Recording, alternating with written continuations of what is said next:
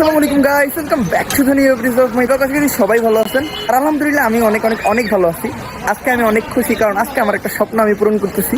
কি স্বপ্ন পূরণ করতেছি একটু পরে জানাইতেছি। তো লাইক কমেন্ট শেয়ার আর সাবস্ক্রাইব করে দেন। আর আমার কি গেমিং এ ব্যাক করা উচিত নাকি কিছু তেমন আছেই, এটা ফটাফট কমেন্টে জানান কে কে অপেক্ষা করতেছেন।